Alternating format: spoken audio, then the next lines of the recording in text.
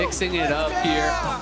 A lot of fans here for Cloud9. As expected, Karma up and available. You have to think it's going to get locked in as Fudge giving a smile to the camera there. This champion on 14.2, incredibly strong. Yeah. It's a three-way flex. You can play it top, you can play it mid, you can play it down in bot as well. So you have to expect that they're going to be grabbing it, but Immortals obviously is going to have some sort of a plan as well to deal with this, or you just simply wouldn't leave it open. I mean, Immortals focusing more heavily into the bottom lane with their bans here in the first rotation, Lucian and the Ashe both, but still paying some respect towards Jojo and mid with that Akali, but the Ezreal is the lock-in here for Tactical. Now, let's see if they want to go ahead and lock this one in here too. The Orianna, just one of those evergreen staple picks in the mid lane. It's pretty hard to be a mid laner in League of Legends if you don't know how to play the Orianna. Is that what we want to go for here? Yeah, we'll see. You know, are they going to go towards one of those scaling matchups? We're seeing a lot of quirky Azir these days as well. Those are also quite popular. I feel like if you're going Ezreal into the Orianna, you already have like a comp that wants to kind of go late, right? You know, already looking towards that scaling pretty heavily. Obviously, you know, you can pick really aggressive matchups alongside that Ezreal. If you want to try to play for lane, you can play PTA. You can go a range support alongside. That does have a lot of poke. Karma is that most traditional pairing, and it's obviously already on the other side, plus his Varus. So there's a tremendous amount of lane power here from Cloud9. And now I'm just so curious, you know, if that Varus gets locked in, what will Immortals' answer be? Do they just say, you know what, we're sacking lane and we're going to play like Bard and Roam and good luck, you know, you're going to be farming 1v2 on the Ezreal? Or do you try to match fire with fire here and go something that can really scrap in lane, try to get aggressive in that 2v2, try to play for that 2v2 dominance? Well, the Varus is locked in, and I've been informed by producers that Berserker is 8-1 on this pick in his LCS career. So yeah, just a shy little 88, 89% win rate to kick this one off. We'll see what Immortals have in the tank as the answer like you were talking about, but if that Rell gets locked in, okay, so now we've got multiple flex opportunities here. Rell, we know she can support, we know she can jungle. Karma can go to either solo lane or the support role. There's still a lot of questions to be answered. Varus is really the only known factor. Exactly, it does make it really difficult. And I mean, I don't think Varus is going to be flexed, but Varus top is actually getting played some. People are playing kind of the tank Varus top and things like that. I've even seen a little bit of Varus mid, so all right, I'm expecting it almost 100% chance though to go to Berserker. I am expecting that this is going to be jungle Rell, and then I do think Karma is going to be flexed around. That's kind of my expectations, but there is chances that things will be flexed. It is in fact the Bard that it did mention, so it is going to be less about playing for lane. Bard is not a horrible laner by any means, but it is not something that you play for lane dominance. It's so much about getting those bindings, and as long as people play around not getting actually bound to a minion or whatever by the Bard, you're really not going to be losing the lane, especially if they do go for the Varus Karma or something that has a lot of that lane prio. So I do think this is going to be much more about surviving for Tactical, going to be about playing to cover dives for Armao, and it's already going to have them somewhat on the back foot, you know, unless they have something that's really dominant as far as their jungler and top lane. And that's what I was going to ask next is, so what do you want to see then from these last two picks? Immortals doesn't really have any flex in their draft that we've seen so far. All these champions go precisely one place. So with that top and jungle, do you want to see something that can play really aggressively since bottom is kind of already in this, hey, scale for late, don't worry about it attitude? Yeah, I mean, I think that's the question, right? You know, you have to wait and see. I think probably you leave your top lane pick for 5th. I do think you want some sort of primary engage. You know, the Bard can help to set things up, and then you can have Shockwave there to follow or whatever, but I don't think that's the only engage you want to rely on. So maybe some engage drafted here, you know, in the jungle for Immortals. You could do something like I said, 20 plus melee pairing up on top side if you wanted to go that angle. Trundle's been banned out, which I just think kind of helps in that regard. And as far as what your top lane pick is going to be, I think if you can get a 5th pick counter pick that really does give you prio in that lane, gives you something to play towards, at least you could play towards grubs, have the Bard leaving lane, move around, try to get grubs, try to get that top side advantage, and then maybe look to get something done on that bot side later on in the game.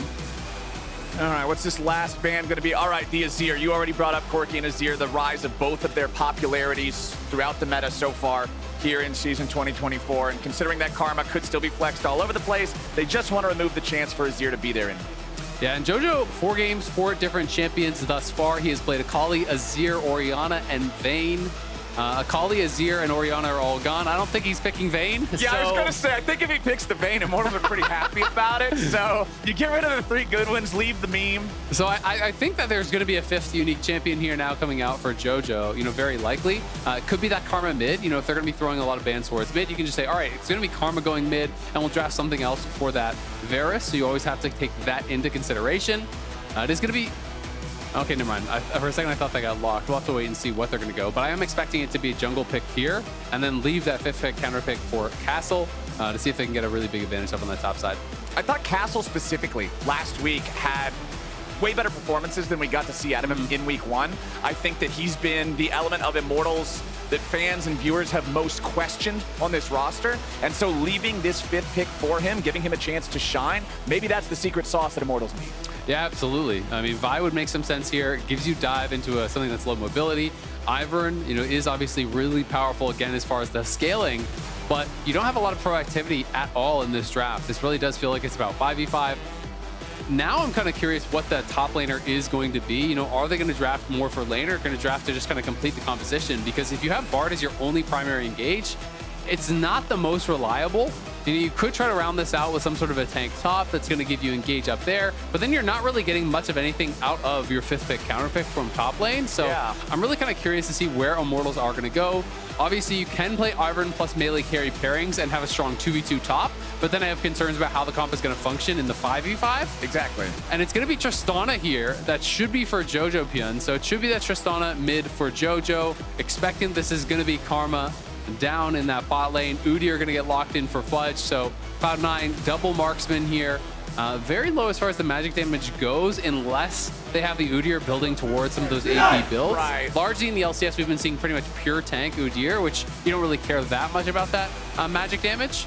But there's no tank over on the Immortals side, and if they do go in towards Aatrox, which is a solid matchup into that tank Udyr, they're not gonna have to worry about anyone really stacking a ton of armor to deal with this double AD carry comp that C9 drafted. But still, the issue for Immortals, it's the same one you already mentioned. If this Aatrox gets locked, your engage What's your go is button? so incredibly limited. Yeah, Bard has to hit it, and then even then, you could end up not having the follow-up. If it's mistimed even a little bit, big problems coming out. But Immortals are willing to accept that risk. That means even more pressure on the shoulders of Olleh on this Bard to set plays up for the team. Aatrox can just fly at you. Orianna walks at you. Ezreal walks the other way and shoots Q backwards. We really need to see big moments out of this Bard. Yeah, absolutely. It's going to be interesting to see how Immortals are going to be able to play this out. You look over at the other side, Cloud9 have good forms of primary engage as well as follow-up. Things like that Rell flashing in for the engage, the Varus ult there to follow. But they also have really good disengage. If Immortals are going to be popping those cooldowns early, trying to actually force in and get into the backline, Buster Shot for disengage. You have the Udyr running in and slowing people down and mixing it up. You have Karma speeds with that Mantra E for the entire team to be able to kind of kite out, disengage that initial fight, wait out things like the Aatrox ult, wait out things like that initial Bard engage, and then be able to re-engage and try to chase down after that. So I think Cloud9 definitely have the easier comp to play out here. They are the favorites on the day, but we'll have to see if Immortals can either get massive early game advantages to really snowball that, or just simply outplay in the 5v5s. So we've already talked about how bot lane, the Ezreal and the Bard are not going to try to stand and go toe-to-toe with Varus and Karma. It's more about surviving, rotating Olleh around. You mentioned how the Aatrox is a good matchup into that top lane tank Udyr. Where do you want to see the junglers put their focus in this game for either side? I mean, it's going to be a bit of a tough question. I do think that Blaber has a lot more told by Shopify Rebellion. Immortals getting their first win against Shopify. Cloud9 giving up their first loss against that squad. We'll see which one of them comes out on top here today. Thank you, Mr. Shopkeeper. I appreciate this. You are watching the LCS, and C9 is grouped up 5 in the bottom lane. Yeah, 5 bot. They want to play 4 prio in this lane so heavily, so they want to secure a ward very likely down in this bot lane, or at the very least make sure that there's no defensive ward placed by Immortals to be able to clear that out. So Tactical sees that they are moving up. He is playing as far back as he possibly can. It is worth noting some of the runes here, as it's double comment for C9's bot lane, obviously playing very heavily towards that. Jojopyun does go fleet to try to deal with this mid lane poke that is going to be coming in from the Orianna. He's also on Resolve secondary, so very kind of defensive rune setup for him. Yeah. It's also worth noting that Armao is going to be playing Glacial Augment, so he is looking for those slows that are going to be coming out if you can connect with a Q. I think it also procs off of Daisy's knockup as well. So, you know, you do have a little bit more of an ability to kind of slow people down, potentially chase them down or kite them out. And I'm really looking forward to this jungle matchup, not just because we've already talked about how both of them can have very important roles to play in this game, but if you look at Armao's career timeline here, remember, you can see right there in 2023, he was a coach on Cloud9. He's worked with Blaber before. Having these two go head-to-head, especially when they've both been around for quite a while now, you can see this go all the way back to Echo Fox here with 2017. Like, there's a potential for both of these guys to play some mind games. Yeah, absolutely. I mean, Armao has been around for quite a while, but it hasn't been, you know, smooth sailing always for him. You know, he started up in the LCS, went down to Academy, became a coach for a little bit, back in Academy, up to LCS. So, you know, he has been bouncing around, he really has been trying to prove himself. And I feel like if there's one jungler that I would think he's trying to model his game after, it really is Blaber. You know, Armao is a guy that really does focus on farm, as Blaber does. But I think he has struggled to kind of find the same types of angles that Blaber does to really allow him to facilitate that playstyle. Yeah. Because while Blaber focuses on farm, he also still has incredibly high K+A. He's finding ganks even though he's farming all his camps. And really, you know, it's about finding those perfect windows on when to skip a camp, when you can drop some CS to be able to make something happen for your team. Otherwise, you kind of just become a little bit useless if you're not finding any angles and you're just farming. It's not only about speed, the efficiency is equally as important. You've still got to have some presence, some pressure. You can see here a comparison of the stats between the two of them. Blaber significantly higher in KDA. CSD at 14, like you're already saying, they're both big farmers, but still, it's Blaber coming out on top. Exactly. That's the biggest difference, right? You know, Blaber getting double the amount of K+A.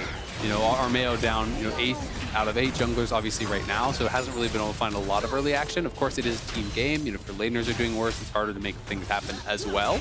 But that is, I think, an area for improvement for him that he's really going to be looking for.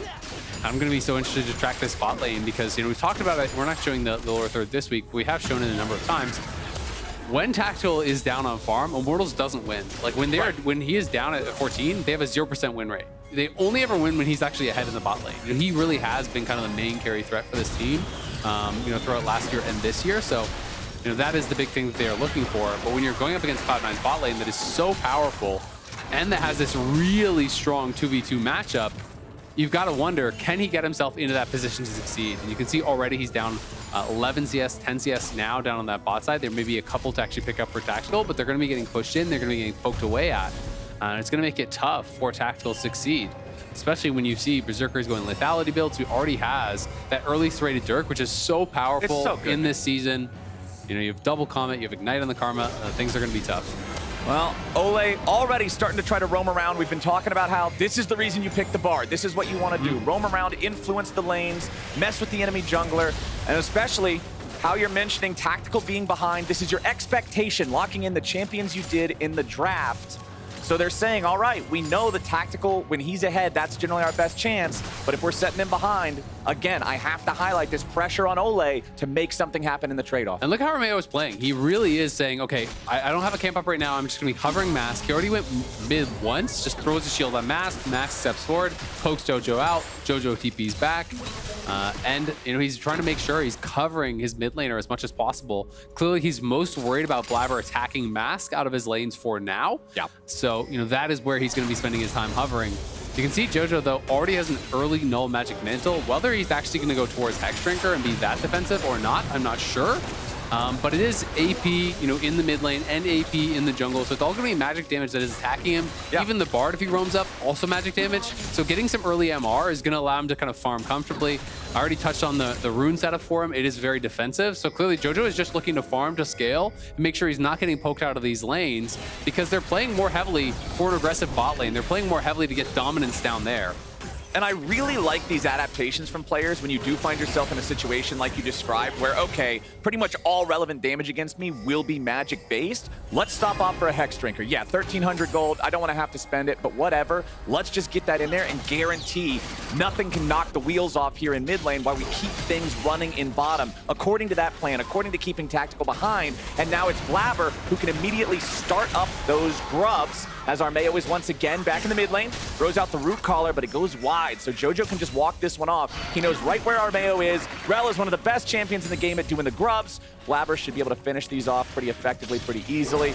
Just waiting on the cooldowns there. Shattering Strike as Olleh is dropped down to 200 HP. Things are going from difficult to more difficult here in the bottom lane as C9 just keeps the pressure going. All of the grubs immediately locked in there, and Blaber is feeling good about it. C9 up 500 gold and the first 3 objectives. Yeah, it is looking really good. And second plate gonna fall here already, 6.5 minutes in, as their bot lane has just been permanently pushed in. You can see Blaber, the reason he wasn't auto-attacking the grubs, he's holding for his abilities to come back up so he can kill them all at the same time so they don't re-shield, you know, slowing down that overall clear time. So smart stuff from him. Also, we're checking in on Fudge, who has rushed the Oblivion Orb, so is going to be going at least some AP and wants to have that healing reduction here against Castle.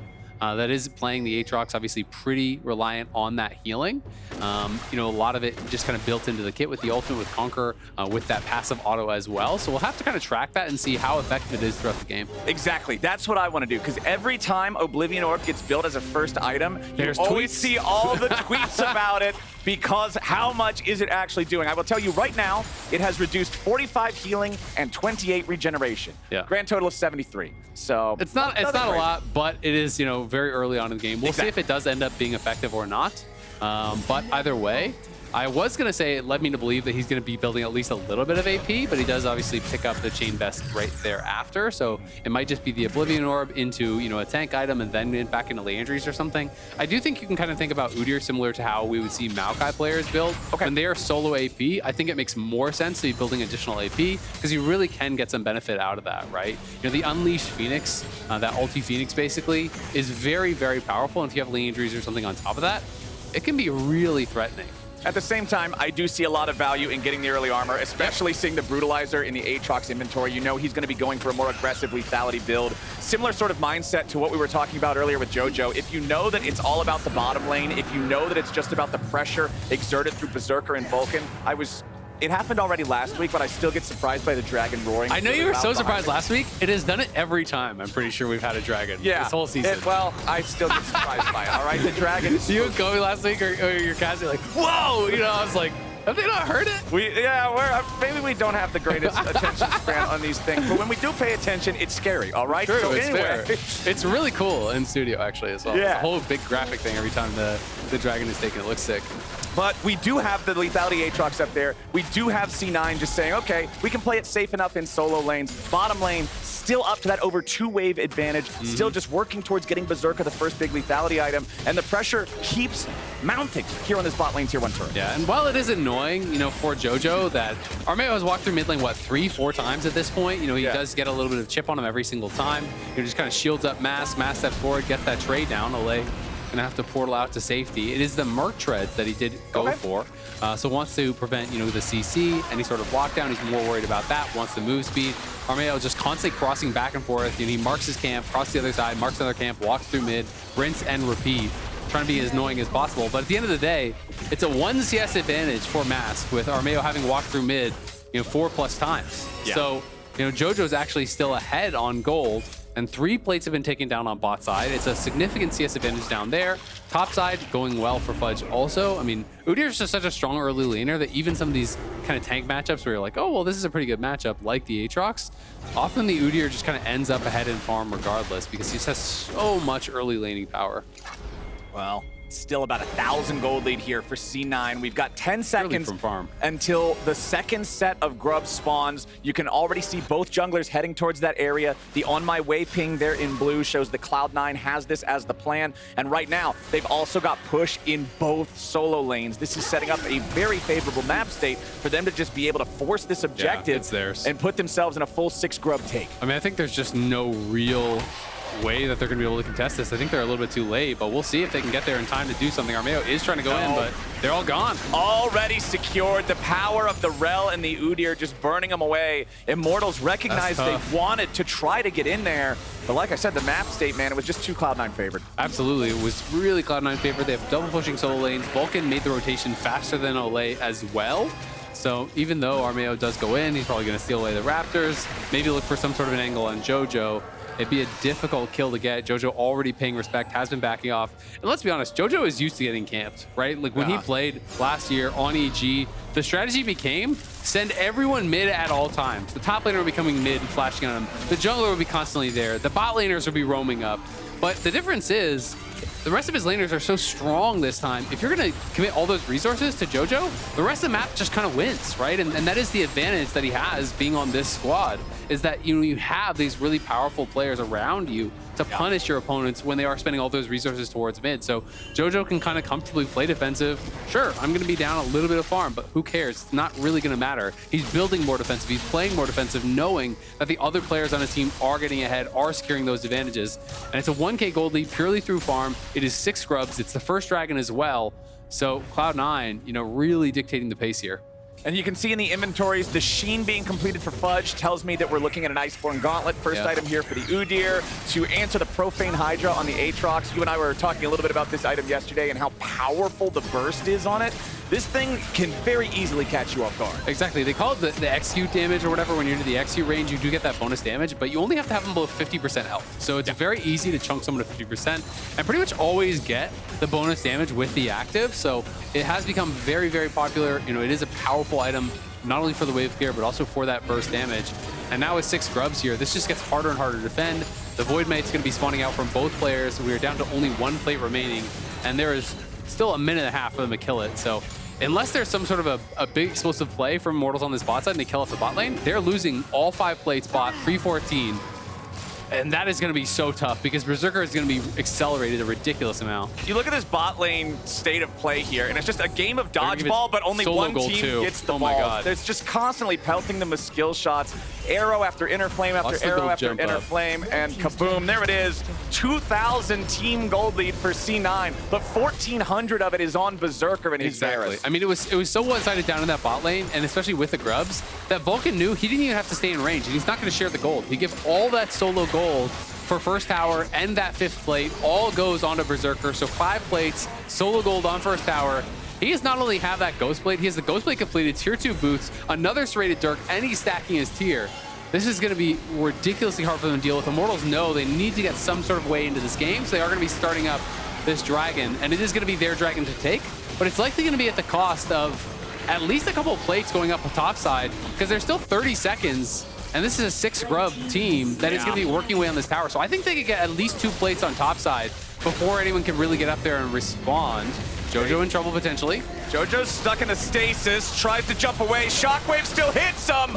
Immortals trying. They don't have the damage just quite, but over the top, the true shot barrage gets first blood for Tactical. Yeah, they get that first blood. It is 3 plates, in fact, that go down on top side, though. So they do get the kill, but Blaber's going in. Blaber ready to lead the charge. Olleh's locked down by the chains of corruption. Vulcan here on the front line. Tactical needs a little bit more DPS. Shifting forward, needs one more Mystic shot, but he ain't gonna find it. Blaber and Berserker body blocking the skill shots. Armao and Olleh still looking to get Tactical out of trouble. C9 won't lose any bodies just yet. Meanwhile, down in the bot lane, we had a 1v1 Fudge versus Castle. It was the TP from Castle going down there to answer the split push of Fudge. It was actually Castle trying to TP up to the top side, and Fudge canceled the TP, so that was critical there. That's what allowed C9 to look for the re-engage, as Castle was trying to TP up, make it a 4v3 fight. Fudge found him, stuns him up, stops the play there. Denying that meant that Cloud9 could turn around, try to trade some things back.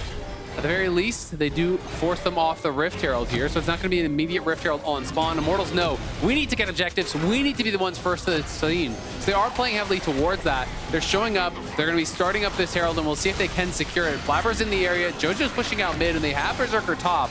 And the TP is available from Fudge, but it looks like the call is just to let it go because they know there's no TP from Castle to answer. So bot lane tower is going to go down a lot faster than you would think because that is a Sheen on the Udyr, and he does have those 6 scrubs adding it. So even some of these slower champions at knocking down towers can do it pretty damn fast with the added true damage and those Void Mites. I'm happy to see Immortals going after something, though. The way that the first 14 minutes of the game was paced with that bottom lane turret just getting destroyed so quickly, with Berserker being so accelerated compared to the average state of the game, Immortals could not just sit there and allow themselves to scale up to 3 items. Yeah. They went for the trade with Dragon. Yes, you're going to lose some plates, but you had to go for something. They forced the play on the Herald. They say, all right, if we have to yield tier 2, we have to yield tier 2. The fact that they're at least making a call and sticking with it is what I want to see from a team that needs to start figuring out their identity and figuring out how they put together wins. Exactly. You have to be decisive, right? Even the hard commitment to Jojo to get that kill. But let's not kid ourselves. C9, even though they have no kills, are massively ahead in this game. They're playing from a really comfortable spot. Immortal's going to drop the Herald here in mid. Is anyone going to hop in? No. No one's going to hop inside, so you're not going to get the Void Might spawn on the Crash, but they do get a tier 1 back. Not going to need it, as you say. Wouldn't have really made a difference there either way.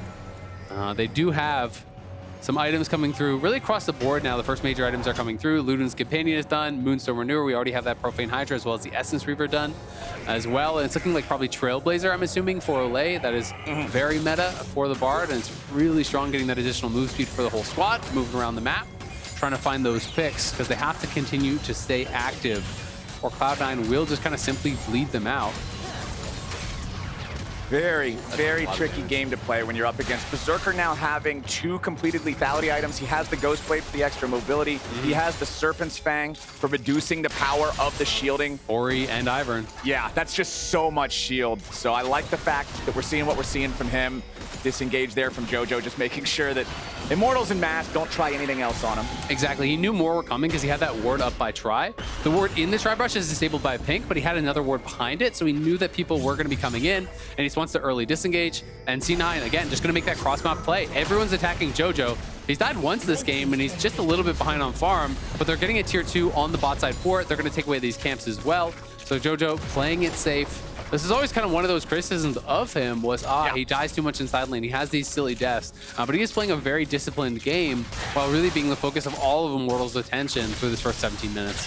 I mean, if it's not always up to you who they're going to target, right? Like, even if you're playing something super safe like Tristana, all 5 enemy guys can decide they are going to dogpile you for the entire game. And so being able to drop the ego, play safe, yield what you have to, when you've got a squad like the rest of C9, that's the winning game plan. Mask now trying to put the last little bit of damage here into the turret. Wanted to try to let it execute that cannon minion if he could, but with Fudge rapidly approaching, he just puts the last auto attacks in, gets the objective. Still a little bit over a 2,000 gold lead here for Cloud9 in this one. As you can see, the next objective, that Drake, is going to spawn in about 20 seconds. Baron still about 2 minutes away as Daisy is summoned up in the mid lane. Immortal stuck underneath the tier 1 turret for now as C9 establishes vision in the bot side river. So we can check in on the Oblivion Orb. We'll call laning phase done. It is 324 healing reduced and 118 regen reduced. Okay, so about 450 combined. Yeah, about 450 or so. So not horrible, not obviously doing too much. You know, maybe it'll get something done throughout the rest of the game. It's a pretty cheap component. He didn't fully commit into the rest of it, and he's clearly not going for full AP or anything out of that. It is just the bombies, so working in towards either the MR Sunfire, basically, or obviously just like a regular Sunfire cape. So we'll see which he does want to go for. Hollow Radiance. I remember that name all the time because it sounds like something out of Dark Souls. I just call it Dark Souls. I really liked, you called it Moonfire Cape, and now that's just, that's all I can think of. Oh, he just stole that. Whoa! Hold on, we were joking about a cape. I completely missed the True Shot Barrage. Nicely done from Tactical. Sometimes you just get a little bit too comfortable thinking, oh yeah, we have to have this secured. Immortals, hey, they're happy to take that, man. Moonfire Cape is really exciting. People are cheering for that. Well, hey, Tactical, you're happy to take that one. This is the guy. That's actually pretty big. He's got the 1 kill of the game so far. Let's take another look at how it went down. Blaber just farming this up. If the summoner spells in the replay, they are correct on the left, so he does have his smite. Did he just not use it? Oh, he just smote early. Oh, his Q damage didn't connect, right? Because he was trying to go for the burst with the Q smite, but his Q didn't go through, so a little bit of mistiming there from Blaber. Maybe got a bit nervous when he saw that True Shot Barrage flying in over top. Sometimes you can panic a little bit there, and that smite went in a little bit early. The Q damage had not connected from what I saw. May have been enough to actually kill because you do have really good secure on Rell because of that bonus damage that's actually coming through from your the EQ. Plus your passive and everything, so a lot of damage that does come down, but obviously nice steal there from Tactical. That's why I always like to see players, if you've got a global like an Ezreal ulti, just shoot it off and try to steal the thing. Yeah, you've got a very low chance of it working if the jungler has smite, but sometimes he'll miss. Sometimes he won't combo the skills together correctly, and hey, it's worth it during that time. Tactical almost stealing away the Gromp from him as well. Oh, insult to injury. That's actually, okay, this guy's hacking.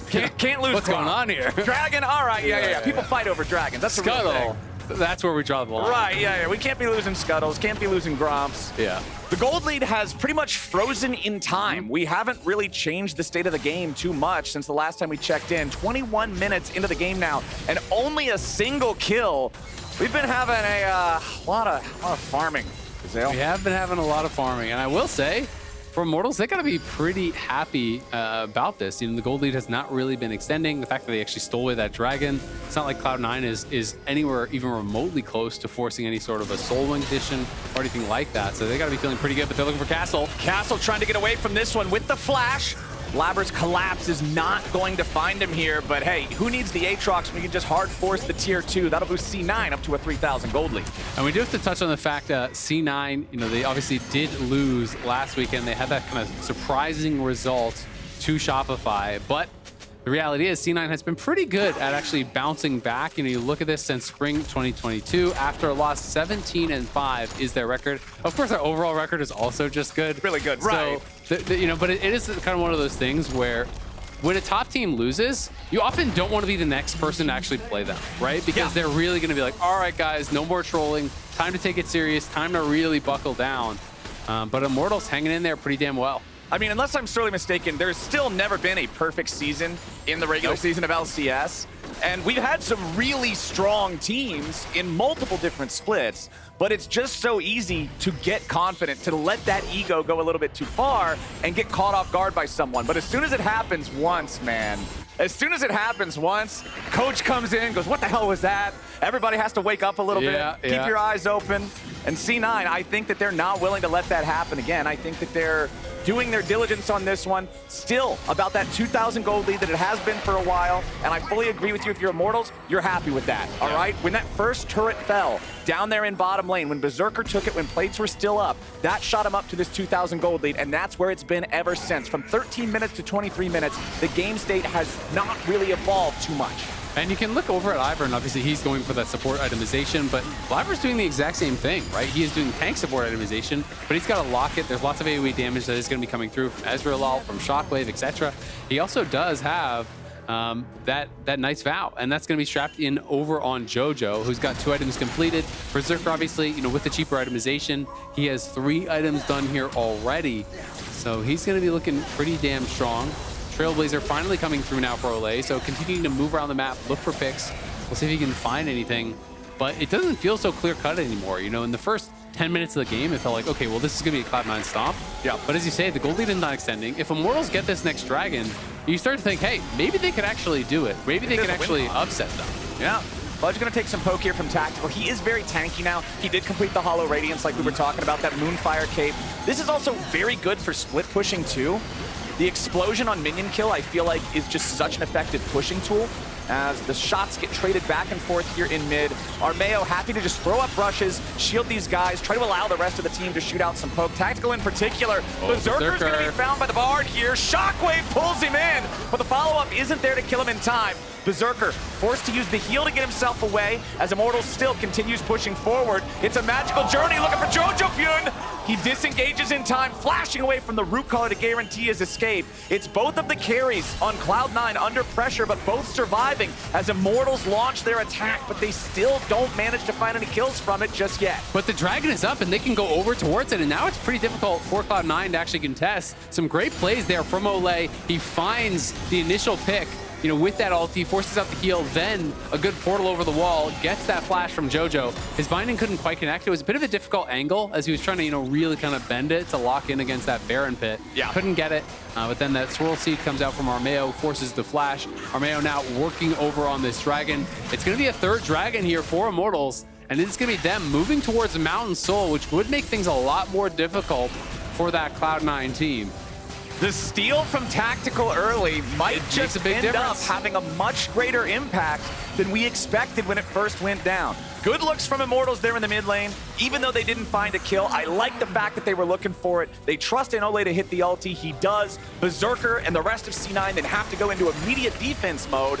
And Immortals are not just going to go quietly on this one. They're ready to put up a fight. C9 still at about a 2,500 gold lead. And we talk about the game state staying the same with like the 2,000 gold lead. But remember that an equal gold lead means less and less as time marches on. And Ezreal is one of these champions that can take over a game, that can really dominate in these skirmishes, especially with Ivern behind you, with Exhaust on the Bard, with Cleanse on the Ezreal.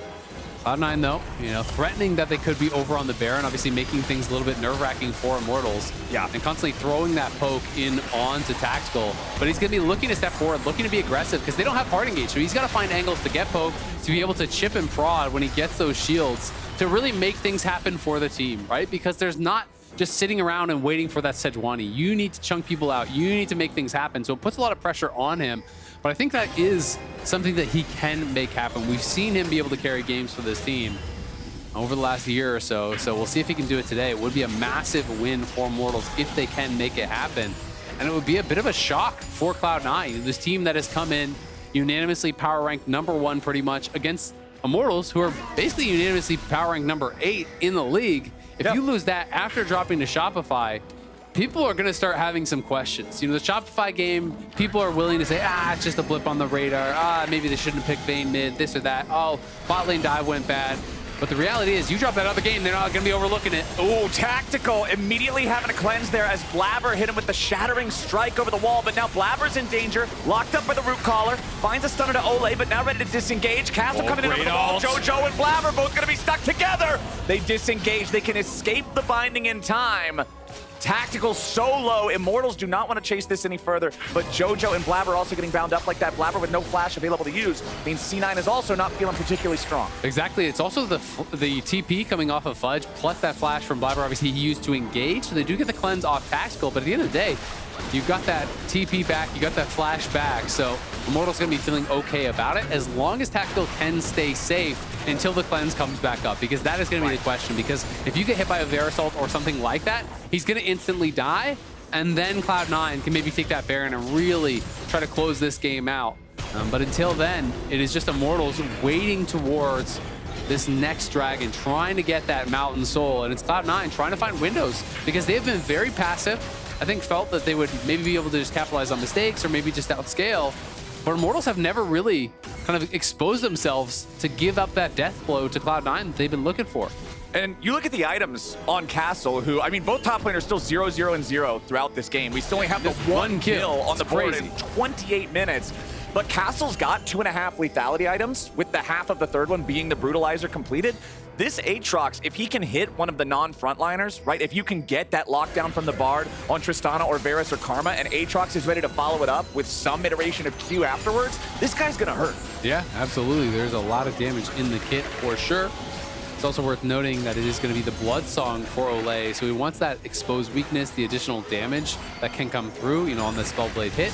So he's prioritizing that. You're trying to find someone with the ult, hit them with the Q, get the auto out for that bonus damage with the Sheen proc, and also amplifying the damage of your teammates.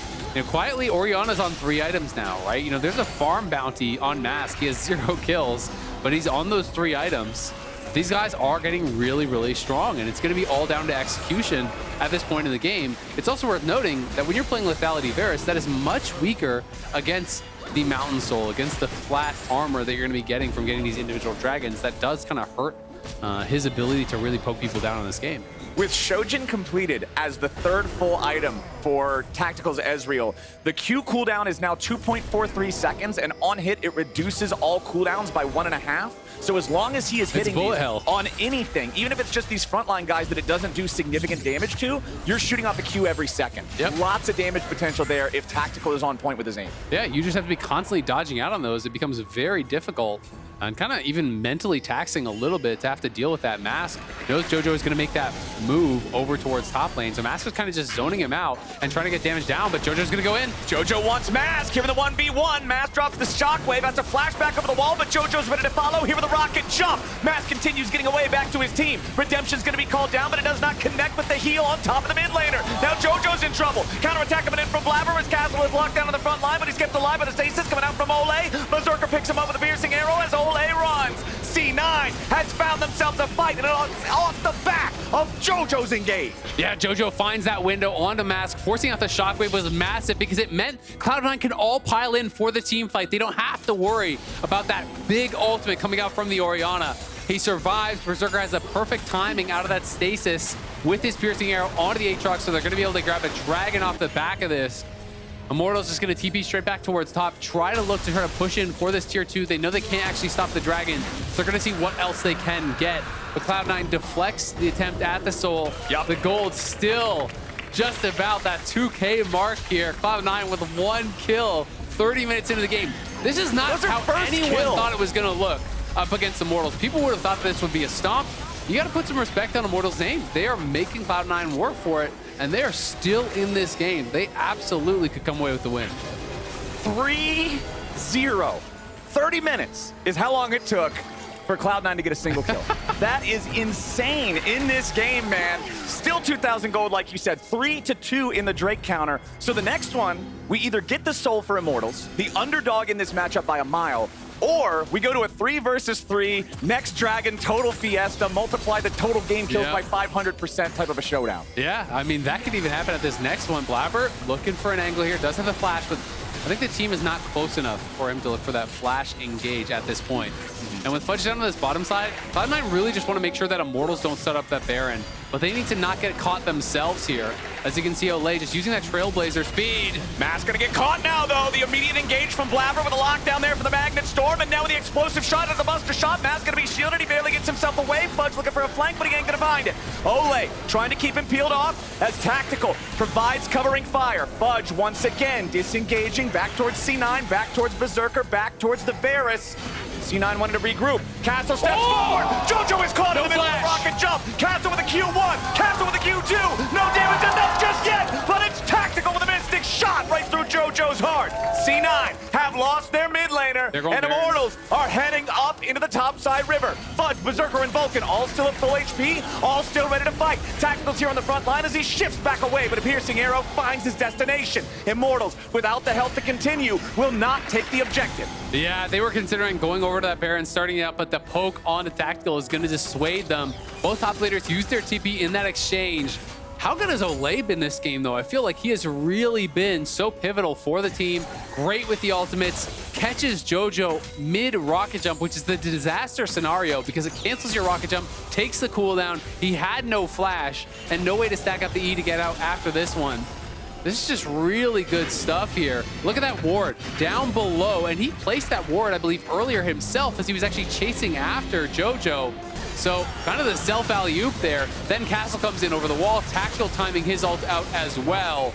Blaber even using the locket, trying to keep him alive, but not able to do it. Olleh in trouble. Oh no, I think you might have just cast or cursed him, Azael. It has been such a good performance from Olleh throughout the game. My bad, but Olleh. now being caught out in the topside river, this is massive. We have already said so many times throughout this game, ever since draft, that's really your only engage mechanism. C9 feels so confident now to start this Baron up as the rest of Immortals make their approach. Fudge and Vulcan here on the front line. They're going to try to soak the pressure. Daisy's coming in to play the fifth man as Blaber goes over the wall with the Magnet Storm. They find Armao, they take him down. Blaber and Fudge are on the front line. Blaber's going to drop now too. It's a 4v3. Fudge, Jojo, and the rest of C9 trying to keep Immortals away. Berserker is dropped low from the True Shot barrage, but the fight is already done. For Immortals, I think you're going to call that a win. Both junglers drop dead, and C9 doesn't get the Baron after their pick. Yeah, Armao gets very close to the pit there. I don't know if he had any vision, so I think he was trying to get close enough to make sure that the Baron wasn't about to die to try to get it in range for a potential steal.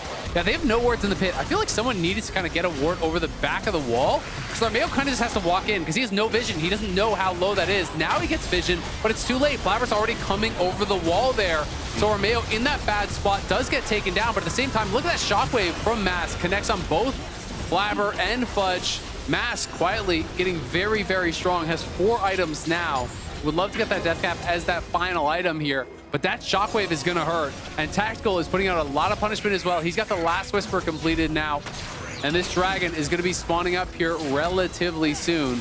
45 seconds until what would be soul for Immortals, soul point for C9. Baron up at the same time means that if a team overcommits to the Drake, they could be giving up something very valuable as a trade too. This map state is now incredibly interesting, and I'm so curious to see how Immortals specifically will pilot this. I say it all the time when we have one of these matchups between a team at the top of the standings and a team at the bottom. These are the situations where the bottom tier teams usually struggle more, as Mask is going to be caught out with a Chains of Corruption, but immediately follows it up here with a Stasis. Now, how is C9 going to follow it?